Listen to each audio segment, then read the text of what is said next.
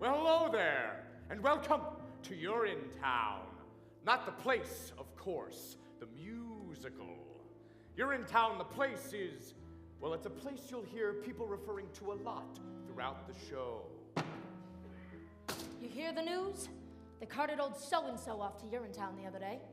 Is that so? What'd he do? Oh, such and such, I hear. What do you know, old so-and-so? It's a kind of mythical place, you understand? A bad place. A place you won't see until Act 2. And then, well, let's just say it's full of symbolism and things like that. But Urinetown, the musical, well, here we are, welcome. It takes place in a town like any town that you might find in a musical. This here's the first setting of the show. As the sign says, it's a public amenity, meaning public toilet. These people have been waiting for hours to get in. It's the only amenity they can afford to get into. Say, Officer Lockstock, is this where you tell the audience about the water shortage? What's that, little Sally? You know, the water shortage, the hard times, the drought, a shortage so awful that private toilets eventually became unthinkable. A premise so absurd that... Whoa there, little Sally. Not all at once. They'll hear more about the water shortage in the next scene. Oh. Guess you don't want to overload them with too much exposition, huh? Everything in its time, little Sally.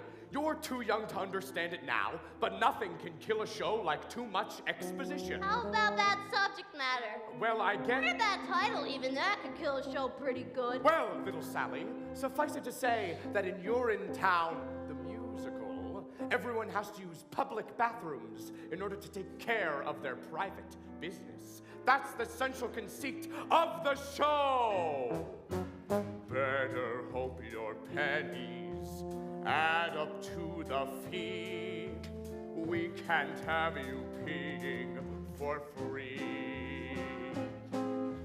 If you two will catch you, we never fail, and we never bother with jail. You'll get Urinetown, off you go to Urinetown, away with you to Urinetown. You won't need bail. Later on, you'll learn that these public bathrooms are controlled by a private company. They keep admission high, generally, so if you're down on your luck, you have to come to a place like this. One of the poorest, filthiest urinals in town. And you can't just go in the bushes either. There's laws against it. That's right, little Sally. Harsh laws, too. That's why little Sally here's counting her pennies. Isn't that right, little Sally? I'm very close, officer, only a few pennies away. Aren't we all, little Sally? Aren't we all? Excuse me, sir, but can you tell me the way to the private company that controls these public bathrooms? You mean you're in good company? That's the one. You'll meet the guy who runs You're in Good Company later. That there's his daughter. It's quite a ways from here, ma'am. This here's the bad part of town. So it is. But if you squint, you can just make out its headquarters rising above the skyline. The gleaming tower on the hill? That's the one. Gosh, it's beautiful. You most certainly are. Pardon? It most certainly is. Oh dear, I'm late already. Thanks ever so much for the directions and such. Bye. Anytime. Well, we've talked on long enough, I imagine. Enjoy the show, and welcome to Urinetown, the musical. You are humble audience.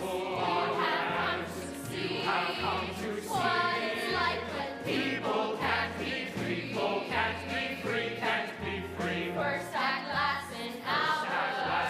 Don't assume you're fine. Best go down there often is a line. This is Urinetown, where